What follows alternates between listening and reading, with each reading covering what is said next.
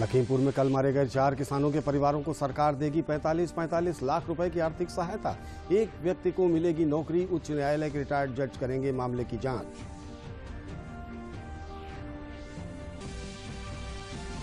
मुख्यमंत्री योगी आदित्यनाथ ने लखीमपुर घटना पर जताया गहरा दुख। कहा, प्रदेश सरकार घटना के कारणों की तह तक जाएगी, दोषियों के विरुद्ध करेगी सख्त कार्रवाई।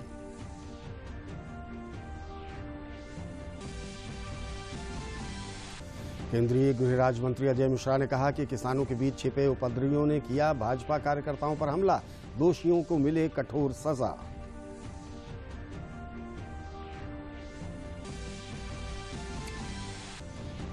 और लखनऊ में कल अर्बन कॉन्क्लेव का प्रधानमंत्री नरेंद्र मोदी करेंगे शुभारंभ। सचिव शहरी विकास ने कहा कि 5 सालों में शहरी क्षेत्र में तकनीक के साथ कई क्षेत्रों में आया है बड़ा परिवर्तन।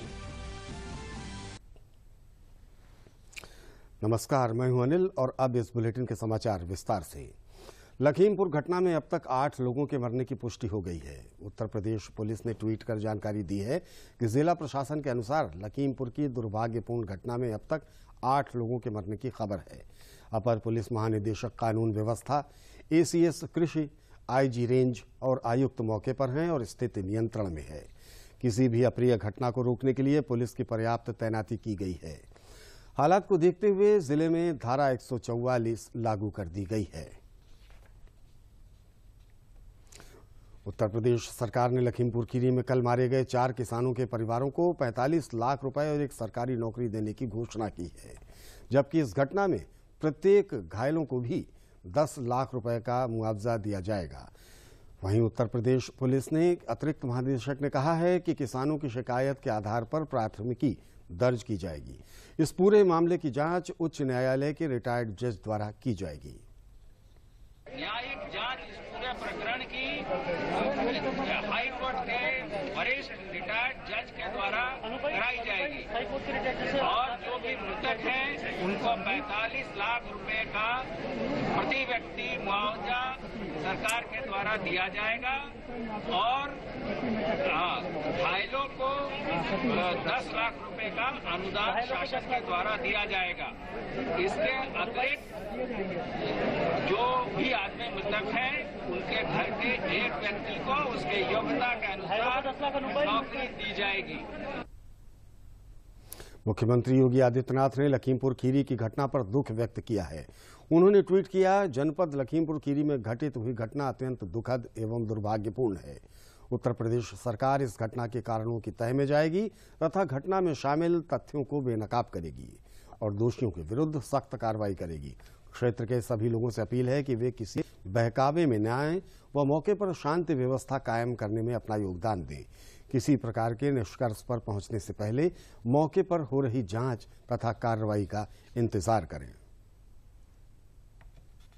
उधर केंद्रीय गृह राज्य मंत्री अजय मिश्रा ने कहा कि किसानों के बीच छिपे उपद्रवियों ने भाजपा कार्यकर्ताओं पर हमला किया और कई कार्यकर्ताओं को गाड़ी से खींचकर मार डाला।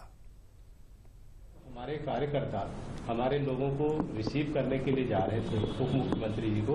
उसी दौरान उन किसानों के बीच में छुपे हुए कुछ उपद्रवी तत्वों ने इस तरह से पत्थरबाजी की, जिसके कारण वहां पर वो गाड़ियां रुक गईं और गाड़ियों से फिर निकाल करके कार्यकर्ताओं को हमारे लाठी डंडों और तलवारों से पीट करके उनकी हत्या की गई।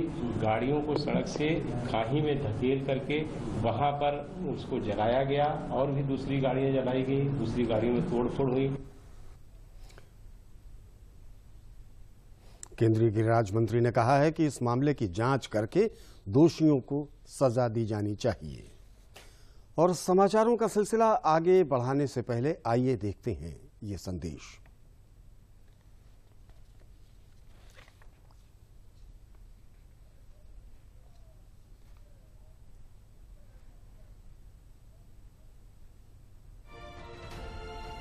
नए भारत में आगे बढ़ने का मार्ग परिवार नहीं बल्कि परिश्रम से तय होगा और इसलिए आज भारत का युवा कह रहा है, भारत चल पड़ा है, भारत का युवा चल पड़ा है।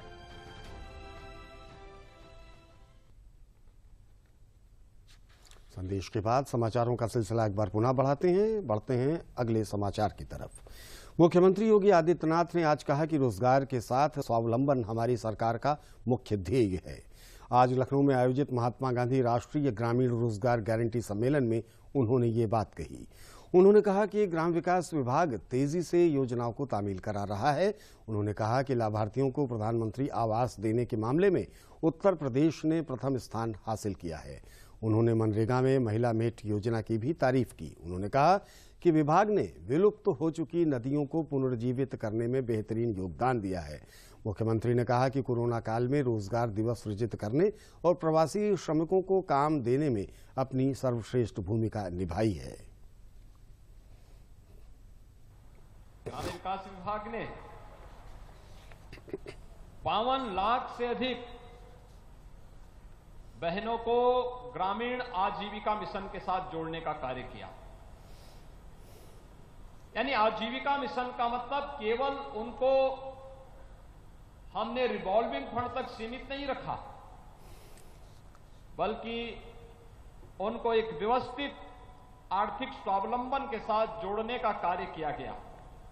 और आज इतनी बड़ी संख्या में ग्रामीण क्षेत्र की बहनें इस दिशा में कार्य करें, यह अद्भुत है, अभिनंदनीय है। और मुझे लगता है कि यह किसी भी अन्य राज्य के लिए एक मिसाल हो सकती है कि 52 लाख महिलाएं किसी आजीविका मिशन के साथ जुड़ करके आर्थिक स्वावलंबन के सामने कार्य कर रही हों।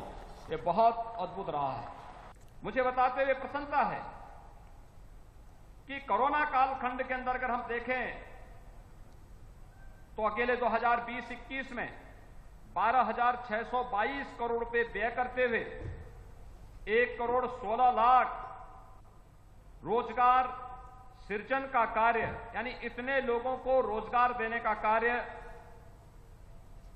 प्रदेश के अंदर हुआ, जिसमें 39,046 लाख करोड़ मानव दिवस, 39.46 करोड़ मानव दिवस का सृजन प्रदेश में हुआ है, जो देश में प्रथम स्थान पर रहा है। तो विभिन्न प्रकार की योजनाएं ग्रामीण विकास की चल रही हैं, चाहे वह प्रधानमंत्री आवास योजना हो, मनरेगा की योजना हो, राष्ट्रीय आजीविका मिशन का है, प्रधानमंत्री ग्रामीण सड़क योजना का है।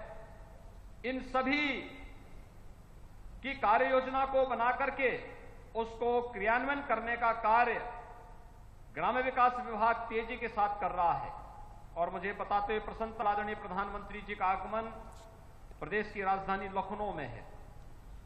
शहरी क्षेत्र में जो उपलब्धियां उत्तर प्रदेश ने हासिल की हैं, उससे जुड़े हुए एक बहुत बड़ा कार्यक्रम लखनऊ में है।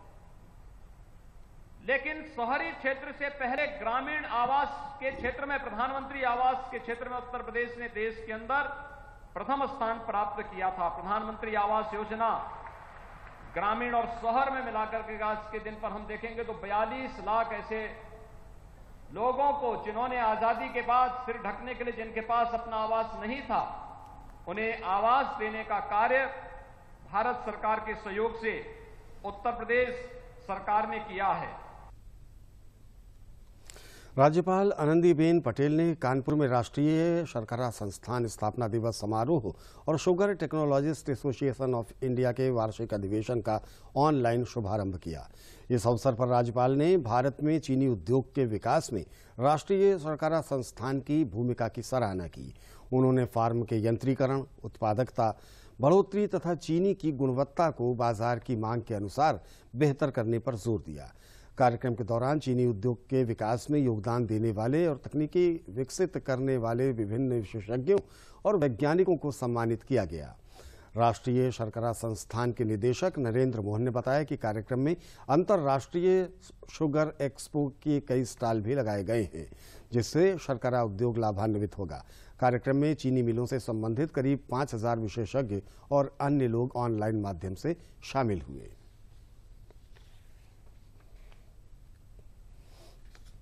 हम देश में एथेनॉल ब्लेंडिंग के प्रतिशत को बढ़ा सके, उसके ऊपर अपना व्याख्यान दे देंगे। इस कार्यक्रम का शुभारंभ आज माननीय राज्यपाल महोदया उत्तर प्रदेश सरकार के कर कमलों द्वारा किया गया। उसके अतिरिक्त श्री सुधांशु पांडे जो कि सचिव खाद्य एवं सार्वजनिक वितरण भारत सरकार हैं, उन्होंने भी इसको संबोधित किया। और चीनी मिलों से संबंधित बहुत सारे जो प्रतिनिधिगण हैं, जो कि विशेषज्ञ हैं और साइंटिस्ट हैं, वो इसमें ऑनलाइन और ऑफलाइन माध्यम से भाग ले रहे हैं। 5000 से ज़्यादा प्रतिनिधि इसमें जुड़े हुए हैं।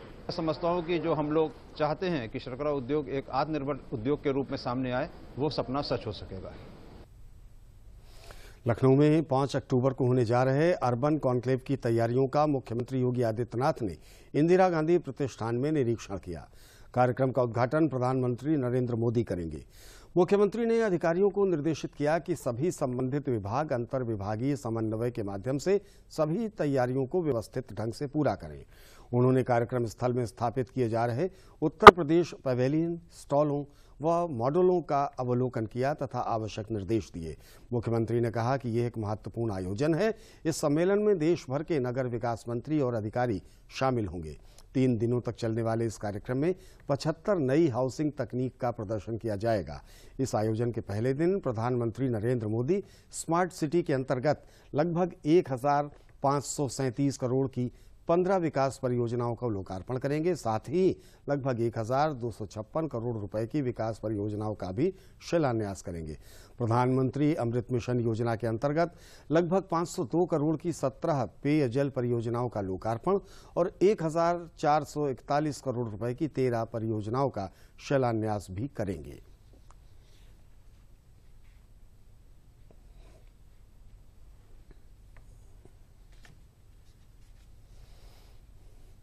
प्रधानमंत्री नरेंद्र मोदी के विजन के अंतर्गत 5 वर्षों में शहरी क्षेत्रों में किस तरह लोगों को सुविधा देने के लिए परिवर्तन आए हैं, इसको लेकर कल अर्बन कॉन्क्लेव का शुभारंभ प्रधानमंत्री नरेंद्र मोदी करेंगे। सचिव शहरी विकास दुर्गा शंकर मिश्र ने कहा कि भविष्य का शहरी क्षेत्र कैसा हो, इसको लेकर एक रूपरेखा तैयार की जाएगी। तकनीक के प्रयोग से शहरी क्षेत्रों में क्या बदलाव हुआ है, इस पर भी चर्चा होगी। वहीं निर्माण कंपनियों द्वारा किस तरह तकनीक का उपयोग किया जा रहा है, ये भी इस कॉन्क्लेव का हिस्सा होगा। उन्होंने कहा कि उत्तर प्रदेश ने कई क्षेत्रों में शानदार किया है, जिसके कारण उत्तर प्रदेश देश में कई योजनाओं में नंबर 1 पर है।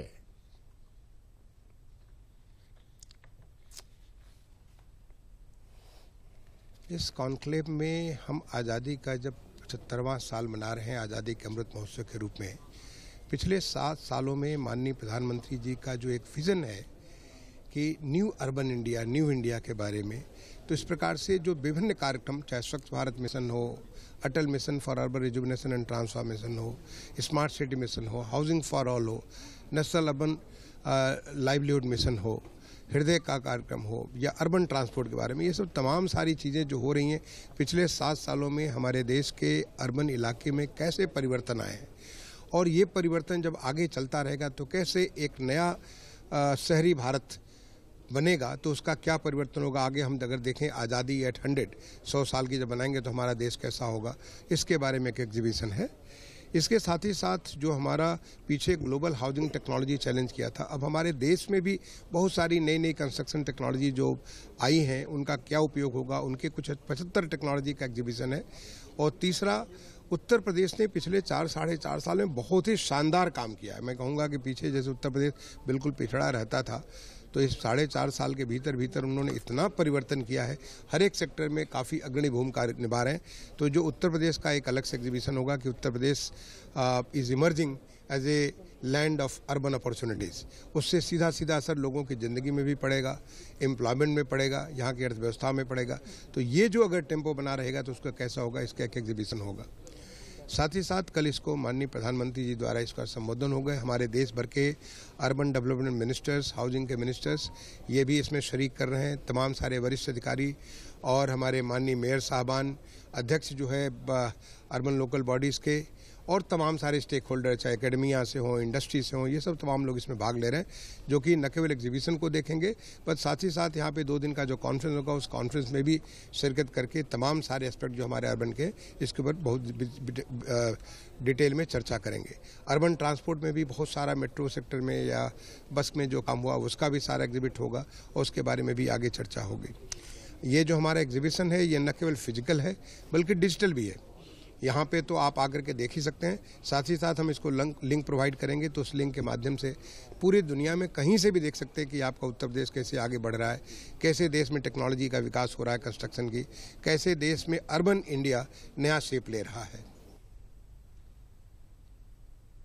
समाचार अभी और भी हैं, लेकिन उससे पहले आइए सुनते हैं युवाओं के लिए ये संदेश। पहले क्या था, कल क्या था, वो सब छोड़ दीजिए। आने वाली कल आपके लिए बहुत उज्जवल है और इसका पूरा फायदा उठाइए। मैं हर पल आपके साथ हूं।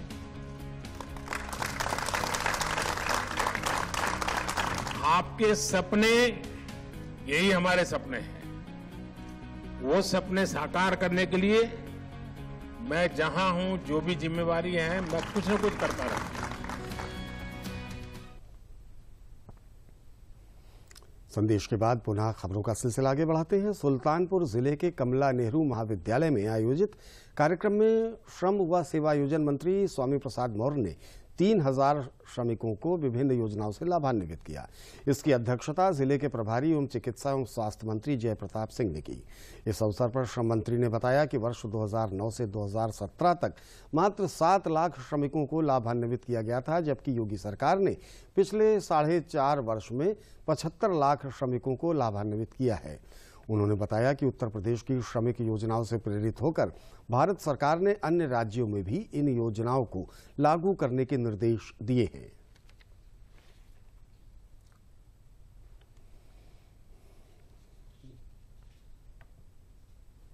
जैसा कि हमारी सरकार का संकल्प है, सबका साथ, सबका विकास, सबका विश्वास,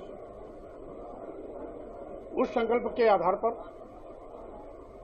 जहां हमारी सरकार द्वारा पूरे प्रदेश और देश में चतुर्दिक विकास की अभियान चलाए जा रहे हैं,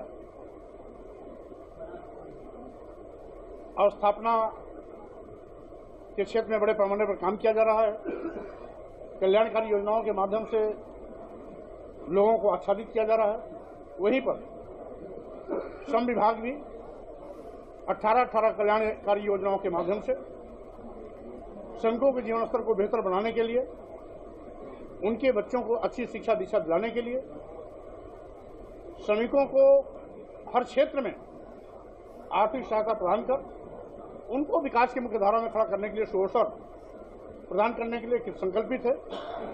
आज लगभग 10 करोड़ रुपए की योजनाओं का लाभ प्रदान किया गया है।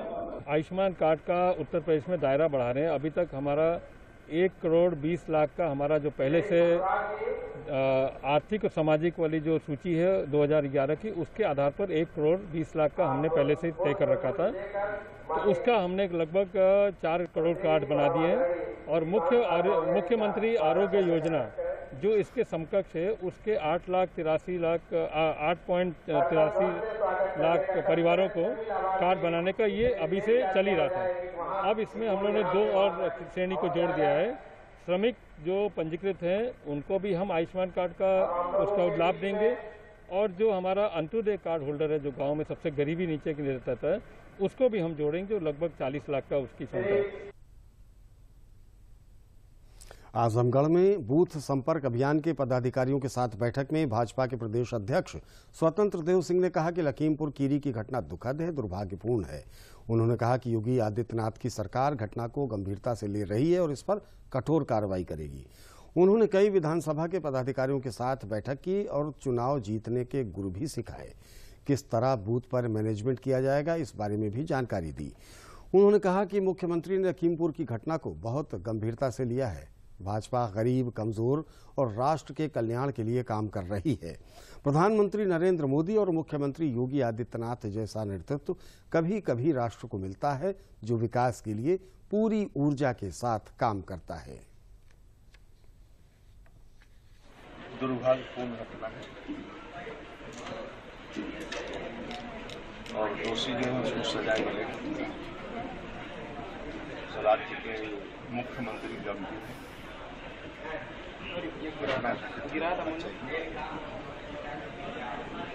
अधिकारियों की टीम बना दी गई है और वो अधिकारी जांच कर सभी को शांति का माहौल बनाए रखना चाहिए और मैं भी अपील करता हूं कि पूरा राज्य आदरणीय योगी जी पर विश्वास करना चाहिए, लोगों को शांति का माहौल बनाए रखना चाहिए। जो घटना घटित हुई इसको राजनीतिक नहीं करना। भारतीय जनता पार्टी कार्यकर्ता आधारित पार्टी है और कार्यकर्ताओं के दम पर चलने वाली पार्टी है, इसलिए कार्यकर्ता निस्वार्थ भाव से काम कर रहा है, क्यों उसको विश्वास है कि आदरणीय नरेंद्र मोदी जैसा नेतृत्व, राज्य में आदरणीय योगी जैसा नेतृत्व कभी कभी मिलता है। एक ईमानदार नेतृत्व, परिश्रम की पराकाष्ठा करने वाला नेतृत्व और सबका साथ, सबका विकास, सबका विश्वास और सभी के प्रयास से चलने वाला राज्य और देश खुशहाली की ओर बढ़ता है। उसी रास्ते पर यह देश राज्य आगे बढ़ता है। फतेहपुर में आयोजित अप्रेंटिस मेले में केंद्रीय राज्य मंत्री साध्वी निरंजन ज्योति ने शिरकत की। मेले में विभिन्न कंपनियों ने अपने अपने स्टॉल लगाए, जिनमें बच्चों ने अपनी अपनी ट्रेडों के आधार पर आवेदन किए। इस मौके पर साध्वी निरंजन ज्योति ने कहा कि इस तरह के मेलों के आयोजनों से बच्चों के अंदर आत्मविश्वास की बढ़ोतरी होती है, साथ ही बच्चों को बेहतर रोजगार मिल सकेंगे। प्रदेश सरकार बच्चों को रोजगार के बेहतर मौके दिए जाने के लगातार प्रयास कर रही है। ITI के प्रधानाचार्य डॉक्टर नरेश कुमार ने बताया कि इस अप्रेंटिस मेले में 19 कंपनियों ने प्रतिभाग किया, जिनमें लगभग 250 बच्चों का चयन होने की उम्मीद है। छात्रों ने बताया कि इस तरह के आयोजनों से हर बच्चे को बेहतर मौके मिल रहे हैं और हम अपनी अपनी ट्रेडों में प्रशिक्षण प्राप्त करके खुद का रोजगार स्थापित कर अपने साथ ही दूसरों को भी स्वावलंबी बना सकेंगे।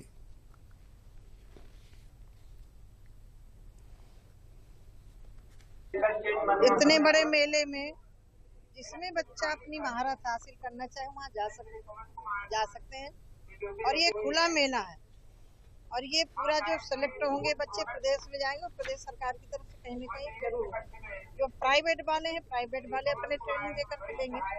तो बच्चों के अंदर जो हुनर है, कई बार क्या है सरकारी सर्विस सबको नहीं दी जा सकती, लेकिन उनके अंदर टैलेंट होते हुए भी उनको समय नहीं मिलता, जगह नहीं मिलती ट्रेनिंग लेने के लिए, तो वहीं को वहीं होके रह जाते हैं। तो यहाँ आकर के बच्चे ट्रेनिंग लेंगे, अपने अपने क्षेत्र में जाएंगे, काम करेंगे। हमारे जनपद में करीब 19 प्राइवेट सेक्टर कंपनियां आई हैं और 10 हमारी गवर्नमेंट सेक्टर की कंपनियां हैं। इसमें सभी कंपनियों के अभी साक्षात्कार चल रहे हैं। इसमें लगभग 250 बच्चों का सिलेक्शन होने की संभावना है और करीब 1000 बच्चों ने यहाँ पे पार्टिसिपेट किया है। कंपनी आई है, उन्होंने अपने सारे जो भी उनके बायोडाटा थे, जो भी उनका इंफ्रास्ट्रक्चर था, किस क्षेत्र में काम कर रहे थे, सारे का डिटेल दिया है। बच्चे उस हिसाब से उन्होंने साक्षात्कार किया है और अभी वर्तमान में चल भी रहा है। तो 250 के लगभग मेरे हिसाब से बच्चों का अप्रेंटिसशिप में सिलेक्शन होगा। हम सरकार का धन्यवाद देते हैं जो मेला लगाए हुए है, बहुत अच्छा है। ऐसे कई लोगों को, बहुत सारे हमारे छात्र छात्राओं को मौका मिलेगा। सहायक निदेशक कार्यक्रम मोहन धनराज आज सफलतापूर्वक दूरदर्शन में अपने कार्य को संपादित करते हुए सेवानिवृत्त हो गए हैं। उन्होंने 10 फरवरी 1988 को आकाशवाणी जालंधर से अपनी सेवा शुरू की थी। कई केंद्रों पर रहते हुए उन्होंने उत्कृष्ट कार्यक्रमों का निर्देशन किया जो काफी प्रचलित हुए। 30 सितंबर 2021 को वो अपना कार्यकाल पूरा कर सेवानिवृत्त हो गए हैं।